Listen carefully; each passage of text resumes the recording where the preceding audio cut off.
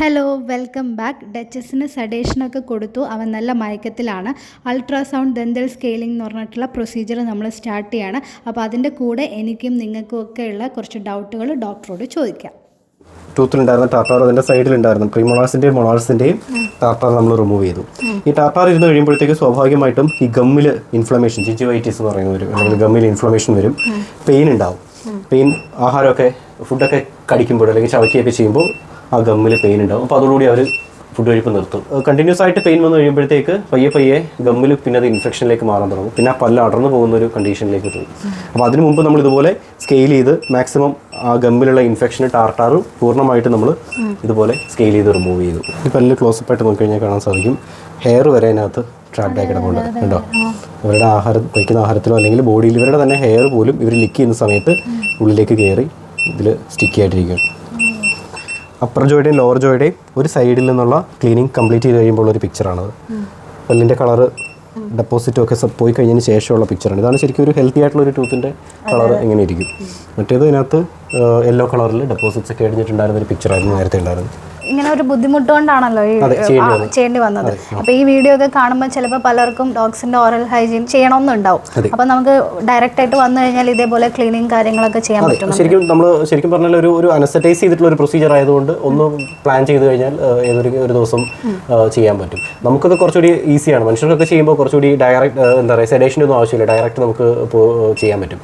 ഡോഗ്സിനൊക്കെ ആകുമ്പോൾ അല്ലെങ്കിൽ കാറ്റ്സിനും ഡോഗ്സിനൊക്കെ ആകുമ്പോൾ അനസ്തറ്റൈസ് ചെയ്തിട്ട് വേണം നമുക്ക് ചെയ്യാനായിട്ട്. അപ്പോൾ അതിനുള്ള തയ്യാറെടുപ്പുകൾ മാത്രം എടുത്തിരുന്നാൽ മതി. ചിലപ്പോൾ ഫുഡ് വിഡ്രോ ചെയ്യേണ്ടി വരും. 8 hours ഫുഡ് വിഡ്രോ ചെയ്യുക, അല്ലെങ്കിൽ ഒരു 1 day അല്ലെങ്കിൽ ഒരു 2 hours 3 hours ഒക്കെ ഹോസ്പിറ്റലിൽ സ്പെൻഡ് ചെയ്യാൻ പാകത്തിന് പ്ലാൻ ചെയ്തിട്ട് വന്നു കഴിഞ്ഞാൽ നമുക്കത് ചെയ്യാൻ സാധിക്കും.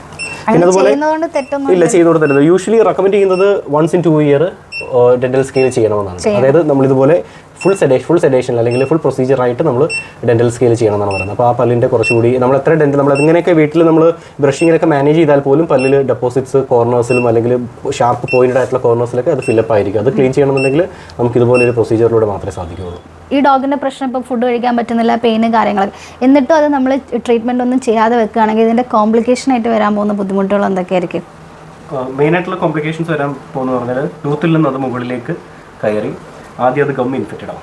ഗം എന്ന് പറയുന്നത് എല്ലിൽ ഹോൾഡ് ചെയ്തിരിക്കുന്നത്. ടൂത്ത് എന്ന് പറയുന്നത് എല്ലിലാണ് ഹോൾഡ് ചെയ്തിരിക്കുന്നത്, അല്ലെങ്കിൽ താടിയല്ല്, അപ്പർ മാൻഡിബിൾ ലോവർ മാൻഡിബിൾ, ഈ 2 ബോണിലാണ് അത് ഹോൾഡ് ചെയ്തിരിക്കുന്നത്.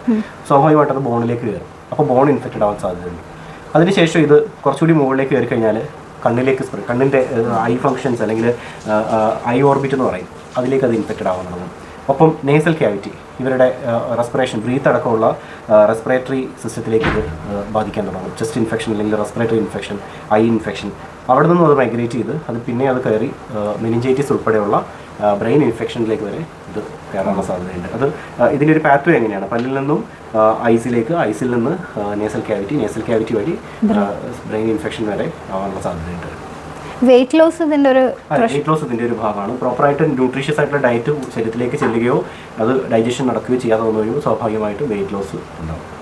ഈ ഒരു ഡോഗ് ഭക്ഷണം കഴിക്കുന്നില്ല എന്നുള്ള കംപ്ലൈന്റ് ആയിട്ടായിരുന്നു വന്നിട്ടുണ്ടായിരുന്നു. ആദ്യം ഫുഡ് കഴിക്കാൻ ഡ്രൈ ഫുഡ് കഴിക്കാൻ ബുദ്ധിമുട്ടാണ്, ചവയ്ക്കാൻ ബുദ്ധിമുട്ടാണെന്നുള്ളതായിരുന്നു അതിന്റെ മെയിൻ കംപ്ലൈന്റ്. അതിൽ തന്നെ അവർ ഓണേഴ്സ് മെയിനായിട്ട് നോട്ടീസ് ചെയ്തത് ഇതിന് ഫുഡിൻ്റെക്കില്ല, ഫുഡ് വെച്ച് കൊടുത്തു കഴിഞ്ഞാൽ കഴിക്കാൻ സാധിക്കുന്നില്ല. പിന്നെ ഫൗൾ സ്മെല്ല്, ഡോഗ് അടുത്തേക്ക് വന്നു കഴിയുമ്പോൾ ഒരു ഫൗൾ സ്മെല്ല് വരുന്നു എന്നായിരുന്നു. പിന്നെ ഇൻറ്റൻസീവ് ഡ്രൂളിങ്, കണ്ടമാനം സലീവ ഡ്രൂൾ ചെയ്ത് വായിന്ന് ഇങ്ങനെ എപ്പോഴും പതുപോലെ ഒഴുകിക്കൊണ്ടിരിക്കുന്നുള്ളതായിരുന്നു അവരുടെ മറ്റൊരു കംപ്ലൈൻറ്റ്. അങ്ങനെയാണ് ഈ മൗത്ത് എക്സാമിൻ ചെയ്യാൻ കാര്യം. അങ്ങനെ ആ എക്സാമിൻ ചെയ്തപ്പോഴാണ് ഈ പല്ലിൽ ഇങ്ങനെ ഒരു ഡെപ്പോസിറ്റ് കണ്ടെത്തിയത്. ഇപ്പോൾ ഓറൽ ഹൈജീൻ പ്രോപ്പറായിട്ട് ഇല്ലാന്നുണ്ടെങ്കിൽ പല്ലൊക്കെ പൊട്ടിപ്പോകാനുള്ള സാധ്യതയുണ്ട്.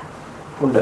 പല്ലിൽ ഈ ഡെപ്പോസിറ്റ് ഇങ്ങനെ വല്ലാണ്ട് കൂടിക്കഴിഞ്ഞാൽ സ്വാഭാവികമായിട്ടും പല്ലിൻ്റെ ഗമ്മിലുള്ള ആങ്കറിങ് ലൂസാവാൻ തുടങ്ങും, അല്ലെങ്കിൽ ഗം ഇൻഫെക്റ്റഡ് ആവാൻ തുടങ്ങി കഴിഞ്ഞാൽ പല്ലും ഗമ്മും തമ്മിലുള്ള അറ്റാച്ച്മെന്റ് ലൂസാവും. സ്വാഭാവികമായിട്ടും ലൂസ് ടൂത്ത്സ് വരാൻ ചാൻസ് ഉണ്ട്, പല്ല് ഇളക്കം വരും. പയ്യെ അത് ചവയ്ക്കുന്നതിനനുസരിച്ച് അത് കൂടി അത് പൊഴിഞ്ഞു പോകാനുള്ള എല്ലാ സാധ്യതയുണ്ട്. അത് ഇൻഫെക്റ്റഡ് ആയി കഴിഞ്ഞാലും ഗം ഇൻഫെക്റ്റഡ് ആയി കഴിഞ്ഞാലും ഈ പല്ല് ഇളകി പോകാനുള്ള സാധ്യതയുണ്ട്. അപ്പോൾ അങ്ങനെ വന്നു കഴിയുമ്പോഴത്തേക്ക് അത് കൂടുതൽ പെയിൻഫുൾ ആയി മാറും. അപ്പോൾ ഒരുപാട് ഇൻഫെക്റ്റഡ് ഒക്കെ ആയി കഴിഞ്ഞാൽ പിന്നെ നമുക്ക് വേറെ ചോയ്സ് ഇല്ല, അതങ്ങ് എടുത്ത് കളയേണ്ടി വരും. നമുക്കൊക്കെ പല്ല് റിമൂവ് ചെയ്യുന്ന പോലെ ഒരുപാട് ഇൻഫെക്റ്റഡ് ആയി അല്ലെങ്കിൽ തീരെ അറ്റാച്ച്മെന്റ് ഇല്ലാത്ത പല്ലുകളൊക്കെ ആണെങ്കിൽ ചിലപ്പോൾ നമുക്കത് എടുത്ത് കളയേണ്ടി വരും. ഈ ഒരു ഓറൽ ഹൈജീൻ എന്ന് പറയുന്നത് നമ്മുടെ ഡോഗ്സിന് മാത്രമാണോ ഇമ്പോർട്ടൻ്റ് ആയിട്ടുള്ളത്, കാറ്റ്സിനും എങ്ങനെയാണ്? കാർണിവോസ് ആയിട്ടുള്ള എല്ലാ അനിമൽസിനും ഇത് ബാധകമാണ്. ഇവർക്ക് 2 വർഷം കൂടുമ്പോഴോ അല്ലെങ്കിൽ ഇയർലി വൺസ് ഒക്കെ ചെയ്യേണ്ടി വരുമ്പോൾ കാറ്റ്സിന് ചിലപ്പോൾ ലൈഫ് ടൈമിലൊക്കെ ചിലപ്പോൾ 1-2 തവണയൊക്കെ മാക്സിമം ചെയ്യേണ്ടി വരും. കാറ്റ്സ് പൊതുവെ സെൽഫ് ഹൈജീനാണ്. അവരുടെ പല്ലുകൾ പോലും അവർ തന്നെ ക്ലീൻ ചെയ്യാൻ എക്സ്പേർട്സ് ആണ്. അപ്പോൾ യൂഷ്വലി കാറ്റ്സിന് നമുക്ക് കൂടുതലും കാറ്റ്സിന് ഒരു 5-6 ഇയേഴ്സിന് മുകളിൽ പ്രായമുള്ള കാറ്റ്സിനാണ് നമുക്കിത് കൂടുതലും ചെയ്യേണ്ടി വരുന്നത്. 6-7 ഇയേഴ്സ് കഴിയുമ്പോഴത്തേക്ക് അവരുടെ പല്ല് അവരുടെ ഒരു ഇമ്മ്യൂണിറ്റി ഒക്കെ കുറേശ്ശൊക്കെ ഒന്ന് ഡൗൺ ആവാൻ തുടങ്ങുന്ന സമയത്ത് അല്ലെങ്കിൽ ഇവരുടെ ആ ഒരു സെൽഫ് ഹൈജീനൊക്കെ ഒന്ന് കുറച്ചൊരു ഏജ് റിലേറ്റഡ് ആയിട്ടുള്ള പ്രശ്നങ്ങളൊക്കെ വരാൻ തുടങ്ങുമ്പോൾ സ്വാഭാവികമായിട്ട് ഇവരുടെ പല്ലിൽ ഡെപ്പോസിറ്റ് വരാൻ തുടങ്ങും. ആ സമയത്ത് നമ്മൾ ഇതുപോലെ തന്നെ കാറ്റ്സിനും സെഡേഷൻ കൊടുത്ത് പല്ലുകൾ കാറ്റ്സിന് കുറച്ചുകൂടി ബുദ്ധിമുട്ടാണ്. കാരണം ഡോഗ്സിന് അത്രയും കാറ്റ്സിനെ നമുക്ക് പല്ല് തെപ്പിക്കാനൊന്നും പറ്റത്തില്ല. അവർക്ക് ഫുഡ് അഡിറ്റീവ്സ് പോലും കൊടുക്കുക എന്ന് പറഞ്ഞാൽ പ്രാക്ടിക്കൽ അല്ല. അവരുടെ കേസിൽ കാറ്റ്സിൻ്റെ കേസിൽ മിക്കതിനും ഇതുപോലെ ഒരു സ്കെയിലിംഗ് തന്നെ മിക്കതിനും വേണ്ടി വരും. സ്കെയിൽ ചെയ്തതിന് ശേഷം റിമൂവ് ചെയ്തതിന് ശേഷം അവർക്ക് വേണമെങ്കിൽ നമുക്ക് അതിനുള്ള മെഡിസിൻസ് പിന്നെ വീണ്ടും ഡെപ്പോസിറ്റ്സ് വരാതിരിക്കാനുള്ള മെഡിസിൻസ് കൊടുക്കാം. പക്ഷെ അവരുടെ ഒരു ബ്രഷിങ് പലപ്പോഴും കാറ്റ്സിന് പ്രാക്ടിക്കൽ അല്ല. ഡോഗ്സിനാണ് പൊതുവെ ബ്രഷിങ് അല്ലെങ്കിൽ ചൂ സ്റ്റിക്സ് ഒക്കെ കുറച്ചുകൂടി എഫക്റ്റീവായിട്ട് ഉപയോഗിക്കാൻ പറ്റുന്നത് ഡോഗ്സിനാണ്. പണ്ടത്തെ ആ ഒരു ടീത്തിന്റെ കളറേ അല്ല ഇപ്പം നമ്മൾ കാണുമ്പോൾ നല്ല ചേഞ്ച് വന്നിട്ടുണ്ട്. ഇതാണ് ശരിക്കും ഉള്ള നോർമൽ ശരിക്കുമുള്ള ഒരു പല്ലിൻ്റെ ഒരു കണ്ടീഷൻ.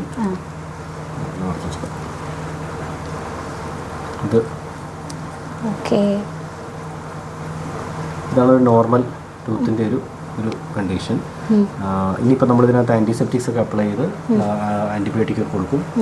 1-2 ചെറിയ വൂണ്ടുകളൊക്കെ ഉണ്ട്, അതൊക്കെ നമ്മളൊന്ന് ക്ലീൻ ചെയ്ത് ബാക്കി ആൻറ്റിബയോട്ടിക്സ് ഇഞ്ചക്ഷൻ ഒക്കെ ആയിട്ട് മുന്നോട്ട് പോകും.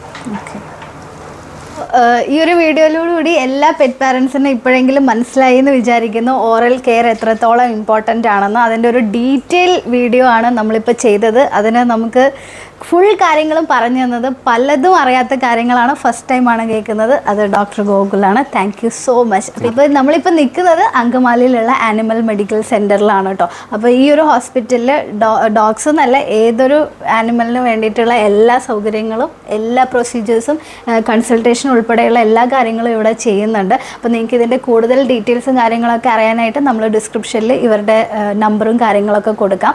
നിങ്ങൾക്ക് അടുത്തൊക്കെ ആണെങ്കിൽ നിങ്ങൾക്ക് വന്ന് ട്രീറ്റ്മെൻറ്റ് എടുക്കാൻ പറ്റിയിട്ടുള്ള ഒരു ബെസ്റ്റ് ഹോസ്പിറ്റലാണ്. ഡോക്ടർ ഗോകുലിനെ നമുക്ക് ഇപ്പോഴും അറിയുന്നതല്ല, കുറേ വർഷങ്ങളായിട്ട് അറിയുന്നതാണ്. ആ ഒരു എക്സ്പീരിയൻസിലാണ് ഞാൻ ഈ ഒരു കാര്യം പറയുന്നത്. പിന്നെ ഗോകുൽ ഇപ്പോൾ ഇത്രയും ദൂരത്തായതുകൊണ്ടാണ് നമുക്ക് ഇടയ്ക്കിടയ്ക്ക് വന്നിട്ട് ലിയോ ലാവേനെ ഒന്നും കാണിക്കാനോ ഒന്നും പറ്റാത്തത്. പക്ഷേ എന്നാൽ പോലും നമ്മൾ ലാവയുടെ ബ്രസ്റ്റിൽ ആ ഒരു ട്യൂമർ വന്നപ്പോൾ നമ്മൾ ഒന്നും ചിന്തിക്കാതെ ദൂരത്തുനിന്ന് വന്നിട്ടുണ്ട്. ഇവിടെ വന്ന് ആ ഒരു ദിവസം ഇവിടെ നിന്നിച്ച് നമ്മൾ ലാവയുടെ ആ ഒരു ട്യൂമറും കാര്യങ്ങളൊക്കെ റിമൂവ് ചെയ്തത് ഡോക്ടർ ഗോകുലാണ്. അപ്പോൾ ഈ ഒരു ആനിമൽ മെഡിക്കൽ സെൻറ്ററിനെ കുറിച്ച് കൂടുതൽ അറിയാൻ എന്തായാലും ഇപ്പോൾ ആൾക്കാർക്ക് താല്പര്യം ഉണ്ടാവും. അപ്പം അതിൻ്റെ ഫെസിലിറ്റീസ്, ഇവിടെ നൽകുന്ന ഫെസിലിറ്റീസ് എന്തൊക്കെയാണെന്നൊക്കെയുള്ള കാര്യങ്ങളൊന്നും പറഞ്ഞാൽ. ശരിക്കും ആനിമൽ മെഡിക്കൽ സെൻറ്റർ സ്ഥാപിച്ചത് 2018 ജനുവരിയിലാണ്. കൊച്ചിൻ ഇൻ്റർനാഷണൽ എയർപോർട്ടിനടുത്ത് നെടുമ്പാശ്ശേരിയിൽ എയർപോർട്ടിനടുത്തായിട്ടാണ് സ്ഥാപനം പ്രവർത്തിക്കുന്നത്.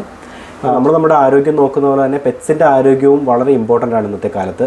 അതുകൊണ്ട് തന്നെ നമുക്ക് എന്തൊക്കെ സൗകര്യങ്ങൾ നമ്മുടെ ആരോഗ്യം സംരക്ഷിക്കാൻ നമ്മൾ ഉപയോഗപ്പെടുത്തുന്നു അതെല്ലാം നമ്മൾ പെറ്റ്സിന് വേണ്ടിയിട്ട് ഇവിടെ ഇൻക്ലൂഡ് ചെയ്തിട്ടുണ്ട്. എന്തെങ്കിലും ഒരു അസുഖം വന്നു കഴിഞ്ഞാൽ അതിന് വേണ്ട ചികിത്സകൾ ലഭിക്കാനുള്ള കൺസൾട്ടേഷൻസ്, ഡയഗ്നോസ്റ്റിക് സംവിധാനങ്ങൾ എന്ന് പറഞ്ഞാൽ ലബോറട്ടറി ഉൾപ്പെടെയുള്ള അല്ലെങ്കിൽ ലബോറട്ടറി അൾട്രാസൗണ്ട് സ്കാന്, എക്സ്റേ, സിയാം ഉൾപ്പെടെയുള്ള ഡയഗ്നോസ്റ്റിക് സംവിധാനങ്ങൾ, ഇൻപേഷ്യൻ്റ് ട്രീറ്റ്മെൻറ്റ് ഫെസിലിറ്റി, അഡ്മിറ്റ് ചെയ്ത് ഇപ്പോൾ ഗുരുതരമായ രോഗങ്ങളൊക്കെ ബാധിക്കുന്ന ഡോഗ്സിനെ അഡ്മിറ്റ് ചെയ്ത് ചികിത്സിക്കാനുള്ള സൗകര്യങ്ങൾ, പിന്നെ സർജറി ഉൾപ്പെടെയുള്ള പ്രൊസീജിയറുകളൊക്കെ ചെയ്യാനുള്ള സമയം. സർജറി എന്ന് പറഞ്ഞു കഴിഞ്ഞാൽ സോഫ്റ്റ് ടിഷ്യൂസും അല്ലെങ്കിൽ ഫ്രാക്ചറുകൾ ഉൾപ്പെടെയുള്ള ആക്സിഡൻസ്, ഫ്രാക്ചറുകൾ അല്ലെങ്കിൽ tumour, birth control surgeries, pets നേരിടേണ്ടി വരുന്ന സർജിക്കൽ കണ്ടീഷൻസ് എല്ലാം തന്നെ ചികിത്സിക്കാനുള്ള സൗകര്യങ്ങൾ നമ്മളിവിടെ ചെയ്തിട്ടുണ്ട്. ഒപ്പം അത്തരം പേഷ്യൻസിനെ സർജറിക്ക് ശേഷം നമുക്ക് പോസ്റ്റ് ഓപ്പറേറ്റീവായിട്ട് അഡ്മിറ്റ് ചെയ്ത് ട്രീറ്റ് ചെയ്യേണ്ട സാഹചര്യങ്ങളിൽ അതിനുള്ള സൗകര്യങ്ങൾ, ഇൻപേഷ്യൻ്റ് ഫെസിലിറ്റി നമുക്കിവിടെ ഉണ്ട്. പിന്നെ ചില സാംക്രമിക രോഗങ്ങൾ അല്ലെങ്കിൽ സ്പ്രെഡ് ചെയ്യുന്ന മറ്റ് ഡോഗ്സിലേക്ക് പകരാൻ സാധ്യതയുള്ള പാറു, ഡിസ്റ്റംബർ ഉൾപ്പെടെയുള്ള വൈറൽ ഡിസീസസിനെ കൈകാര്യം ചെയ്യാനായിട്ട് പ്രത്യേകം ഐസൊലേഷൻ സംവിധാനങ്ങളുണ്ട്. ആരോഗ്യ സംരക്ഷണത്തിന് വേണ്ടിയുള്ള സപ്ലിമെൻറ്റ്സ് അല്ലെങ്കിൽ മെഡിസിൻസ് ഉൾപ്പെടെയുള്ള കാര്യങ്ങൾ കൈകാര്യം ചെയ്യാനായിട്ടുള്ള ഒരു ഫാർമസി ഉണ്ട്. പിന്നെ കേരളത്തിൽ വളരെ ചുരുക്കം സ്ഥാപനങ്ങൾ മാത്രം ഓഫർ ചെയ്യുന്ന ഒരു സൗകര്യമാണ് 24 hours കാഷ്വാലിറ്റി. എനിക്ക് തോന്നുന്നത് കേരളത്തിൽ തന്നെ 24 hours ഫെസിലിറ്റി ട്രീറ്റ്മെൻറ്റ് സൗകര്യങ്ങളുള്ള അപൂർവം ചില ആശുപത്രികളിൽ ഒന്നാണ് ആനിമൽ മെഡിക്കൽ സെൻറ്റർ അങ്കമാലി.